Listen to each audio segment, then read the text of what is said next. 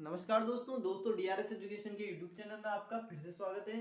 दोस्तों आज मैं आपको भाग विधि से वर्गमूल ज्ञात करना बताऊंगा, तो प्लीज वीडियो को लाइक कर दीजिए और हमारे चैनल को सब्सक्राइब कर दीजिए क्योंकि इस प्रकार की ट्रिक हम लाते रहते हैं। ठीक है, तो भाग विधि से वर्गमूल ज्ञात करने के लिए सबसे पहले हमें कोई भी एक नंबर ले लेते हैं। जैसे बाई चांस हमने ये ले लिया 2304, एक नंबर है। ठीक है, अब इसका भाग विधि से हमें निकालना है वर्गमूल। ठीक है, तो कैसे निकालेंगे हम? सबसे पहले इस प्रकार का एक चिन्ह बनाते हैं हम 2304। ठीक है, अब क्या होता है कि दोस्तों इस विधि से करने से पहले ना टू के पेयर बनाने वो पीछे से। ठीक है, हमने इसका एक पेयर बनाया, इसका एक पेयर बनाया। ठीक है, अब हम क्या करने हैं, अगर 3 हो तो पहले 2 का पेयर बनाना, फिर एक को अलग रखना है। ठीक है, फिर एक संख्या लेनी है हमें। अब बहुत सारा कंफ्यूजन होता है कि जैसे अगर मैंने ये ले लिया, जैसे इस प्रकार का ले लिया, अगर 2 हो तो पिछले से पीछे से 2 और आगे से एक पेयर लेना है। ठीक है, एक नंबर लेना है। इस प्रकार करोगे तभी आपका आंसर निकल पाएगा। ठीक है, तो हम क्या करेंगे, सबसे पहले इसमें से कोई भी 23 है, हमें पहले ना वर्ग याद होने चाहिए, 1 से लेके 10 तक वर्ग याद होने चाहिए।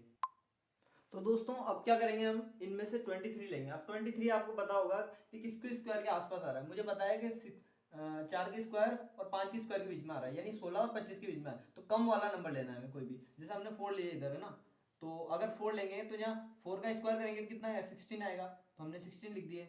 अब देखो दोस्तों क्या होता है कि अगर हम इसमें से घटाएंगे, अब घटाने के बाद देखेंगे, डिसाइड करेंगे क्या होता है बाद में। ठीक है, तो 23 में से हम 16 घटाएंगे तो कितने आते हैं आपके, तो एक नंबर इधर से एक उधार लिया तो कितना है 13, 13 में से गए तो कितना है 4 और 3 7।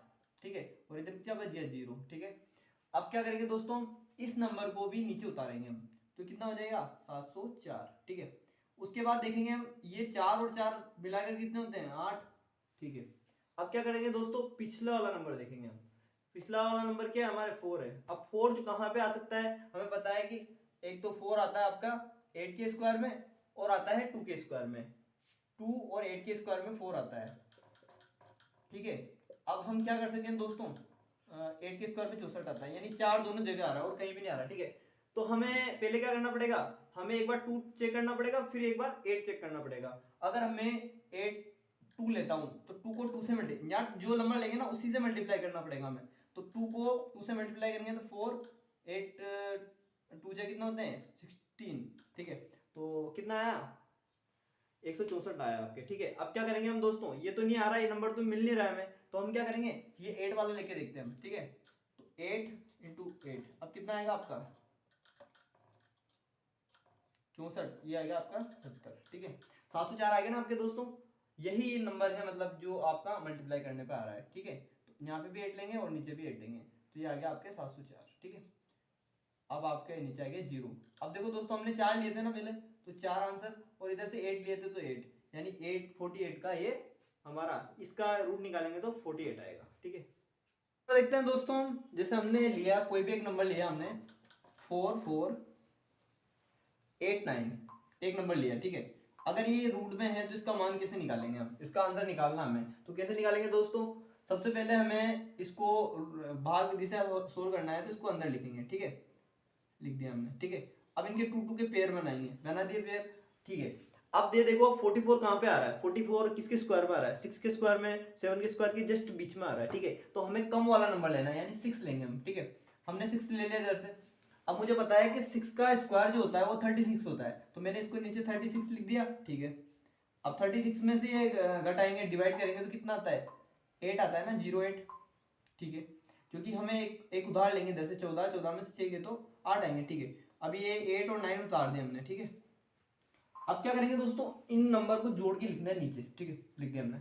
अब बताओ दोस्तों हम क्या कर सकते हैं, बताओ ये 9 आ रहा है, 9 कहाँ कहाँ मिल सकता है हमें, एक तो 7 के स्क्वायर में मिल रहा है, और कहीं पे मिल रहा है क्या, हमें 9 कहाँ कहाँ मिल रहा है, एक तो 3 के स्क्वायर मिलता है, एक 7 के स्क्वायर में 49 आता है, यानी ये 3 का स्क्वायर करेंगे हम तब 9 आता है, और एक 7 के स्क्वायर करेंगे तब 49 आता है, यानी 9 तो पीछे वाला आ रहा है ना, तो 9 तो दोनों जगह आ सकता है। अब दोनों जगह आ रहा है तो हम कौन सा नंबर लें, तो हमें क्या करना पड़ेगा दोस्तों, ये नंबर यहाँ पुट करके देखना पड़ेगा। अगर हम जो नंबर यहाँ लेंगे उसी से मल्टीप्लाई करना पड़ेगा, अगर जो नंबर यहाँ लेंगे उसी से मल्टीप्लाई करना पड़ेगा। हमें तो आंसर 88 8 और 9 चाहिए, अगर ये आता है तो हम वो वाला नंबर देखेंगे। अब 3 से मल्टीप्लाई करेंगे, हमें पता होगा कि अगर 3 से मल्टीप्लाई करेंगे तो 8 8 9 नहीं आने वाला है। ठीक है, तो हमें फिर भी करके बताता हूँ आपको, 9 6 और 3, ये तो नहीं आ रहा ना नंबर सेम, तो हमें 127 को 7 से गुणा करना पड़ेगा, तो करके देखते हैं चलो। ठीक है, ये कितना है 4, ठीक है, कितना है 8, 8 8 9 आया ना, मल्टीप्लाई कर 7 7 जा कितना था 49, 49 का 4 9 और फाजिल की 4, फिर उसके बाद 4 को 2 से मल्टीप्लाई 14 14 और 4 कितना 8, फिर हासिल की 1 7 1 जा 7 7 और 1 कितना 8 आएगी। यानी आपका आंसर ये आ चुका है 8 8 9 लिख दिया हमने इधर। कितने बार में आया 7 बार में, तो 7 लिख दिया हमने इधर, ये 0 आ गया आपका। और जो इधर मैंने 6 लिया था, इधर 6 आएगा सबसे पहले, उसके बाद देन कितना आएगा, हमें कितना 7 लिया था, ये 67 का ये आ जाएगा आंसर। यानी इसका आंसर जो आएगा ना वो 67 आएगा ना, आंसर इज 67। ओके दोस्तों, आई होप आपको वीडियो समझ में आई होगी अच्छे से। प्लीज